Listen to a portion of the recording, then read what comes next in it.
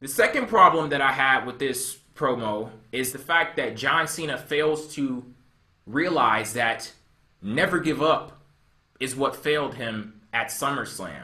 So he stood on the platform of never give up in the promo with Paul Heyman on Raw as if that's going to be the determining factor to lead him to success at Night of Champions, as if that wasn't exactly what he did before. Like, all of this talk, like, I understand, I get it. All of this talk about John Cena and him fighting for the troops and fighting for the children and everything, didn't we already know that? Like, did it take him to specifically say it for people to say, okay, now I get it? Like, shit, I already knew that. And as far as I'm... Go ahead. Yeah, I'm saying, like, it's the difference between... Okay, this is going to sound terrible. We heard about what happened with Ray Rice. But there's a difference between hearing about it and seeing it. With the John Cena promo, I know who John Cena is. I know what he's been about for the past 12 years. But there's a difference between, speculating on it and hearing stories about it and actually hearing it from him and seeing the emotion in his eyes and hearing his voice quiver when he talks about these things. There's a lot more power and emotion in that. I don't know. It's just not resonating for me.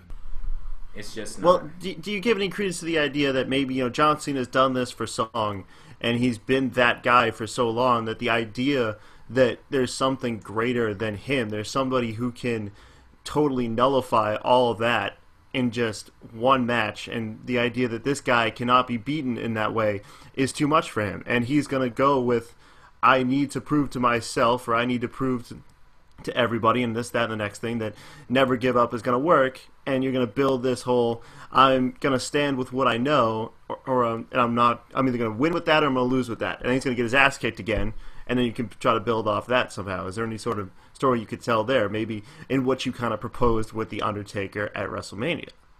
Well, there definitely is a possibility, but once again, I'll get to that. But on the road to Night of Champions, it's just like WWE is either intentionally booking John Cena to be foolish or they're foolishly booking him. And I feel as if they're booking him into a corner because there are only two ways that I can see Night of Champions ending. Either A, Brock Lesnar is going to murder John Cena, or B, John Cena is going to win. There are no other possibility. Well, there is another possibility there, but there's always a plan B. You might as well call that plan BP, as in bitch please, because no. So I'm not even going to consider that one. John Cena's not winning that match and leaving with that title. But if he wins that match, you can get ready for somebody to walk out with a gold briefcase. I just don't understand because like I said, WWE, they're either booking him foolishly or booking him to be foolish because he's in a corner right now. Because you have to imagine if Brock Lesnar did that to him at SummerSlam, gave him the beating of a friggin' lifetime, and he came back and he recovered so quickly from that, it would at the very least have to be exactly that or more for some type of development to be made. Or, like I said, John Cena is going to win. And I can see where you're coming from with that, and I think it's all going to depend on what we see from Cena after Night of Champions. Because if he loses this match again and comes right out and says the same stuff, well, then what did we accomplish with the Brock Lesnar feud? If he loses this match and then his next feud is the towel and the T-shirts and the never give up and the hustle, loyalty, respect, at that point, after losing twice and after resting everything on this and putting everything on what you believe in and then getting your ass kicked twice, what happens next? And Jay, it's real interesting to me how we've kind of flip-flopped on this issue in the past 2 weeks. So where now I'm the guy that's defending John Cena and you're coming after him. But I just feel like my complaints before, in the Raws prior to this one, were because it felt like it was a rehash of the same principles and the same ideals that he had into the SummerSlam build-up. Where now with this past promo, I kind of view it all as one big program, because to me the idea isn't that John Cena is being foolish, even though we all can perceive him to be foolish in not changing things about himself leading into this match. I think the idea is that he's stubborn, that he's proud of what he's done, and that he's not willing to give that up. And I can see the story now. Now I don't have any real complaints. I feel like it's an overarching narrative. You just had to take a second look at it. Well, no, I needed more development, and I got that development last night. I can see the story now, and I'm happy with it. Well, good for you. Good for you. I don't even know what to say. Again? No, that means you stated your opinion. But I don't know. I'd love to know what everybody else thinks about this, though. Because from what I'm hearing, there are some people out there, like I actually saw someone say that they were disgusted by the fact that John Cena was mentioning things like Make-A-Wish and, you know, meeting with the Wounded Warriors and things like that. I don't know. Like, that's something I don't understand, because this is stuff that he does.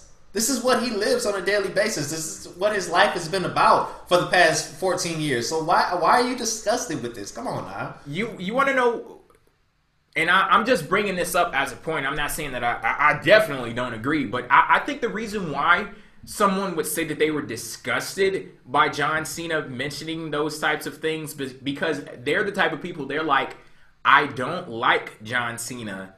Therefore, when he mentions things that could possibly get him sympathy, it's going to make me sound like an asshole. So it's going to make me sound like an asshole saying I don't like the guy who is fighting for children and fighting for wounded warriors. So that's probably, like, honestly, that's probably why they don't like the fact that he mentions stuff like that. See, but I think they did work it into the story. They did work it into the story pretty well, in that it wasn't just a blatant exploitation. It was more of, you know, this is who I am and this is what I do, and I'm not giving up, you know, I'm not giving up representing these people from over here to all of a sudden now try to change for this one match and try to please the people that don't like me. You know, I'm going to fight for the people I've always fought for, and if that means I get my ass kicked, that means I get my ass kicked. But I'd rather die that guy than win as the other guy. I almost said you either live long enough to die a hero. Well, John Cena, he's definitely gonna die a hero. Then. So disliking someone and then forming your opinions of that person and everything that they do based around that dislike sounds kind of familiar, doesn't it? Are we? No, the fuck it does not. Because we are not going to sit here and compare the noble action of participating in Make-A-Wish to something that another motherfucker does. We're not I'm just, just broad strokes. I'm just speaking. You better shorten that motherfucker up, because that did not work. Go back to the drawing board. But we'll fucking get there. I've also been doing some reading, and basically this is people giving up on something that always comes up when John Cena's name is mentioned, a heel turn. So was that his way of saying, not now, not never? Like, did you all get that from the promo? Yeah, it's not happening. And I don't mind that it's not happening. Oh, God, no. And quite frankly, what would it accomplish at this point? Yeah, I think that John it's gone so far past the point where it would be, like, interesting. It would be more of, like, well, he did it. Like, you know. Like, just to shut y'all up. And there is some level, I think, to that they benefit more from pleasing the people that are currently fans of John Cena than they would by turning him heel to try to please the other section of the audience. And he pretty much said that on Monday Night Raw, and I've said this in the past before too, because if you sit here and you say that John Cena is not talented, how the fuck is a heel turn supposed to magically give him talent? And he was talking about that last night on Raw, where he said, I turned heel, and the next day everybody gets on the internet and tells me how much I suck. So what did you do? You didn't gain anybody new, you just lost the ones that were already there. So, but the thing that I can say about John Cena, I respect the hell out of John Cena. But it's just his position in WWE is a position that we've literally never seen before. Not even with the likes of Hulk Hogan. Like, he is the face of WWE, but it's as if he cares more about one side of WWE than he does the other. Like it's not as if it is. That's the case. Well, yeah, he's the corporate champion of the eternal corporate champion of WWE. And honestly, I think that him being in that position, it's so weird for me to sit here and talk about it, because it's like, am I going to put my enjoyment of John Cena, like I've said this before, I want to be a John Cena fan because I think he's talented enough to warrant it. It's just that I don't see it being applied correctly on TV at a consistent basis. But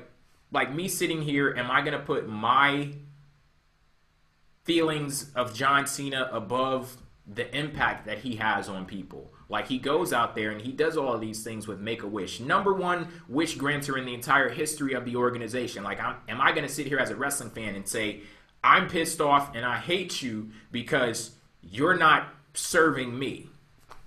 So I think those were the greater implications of John Cena.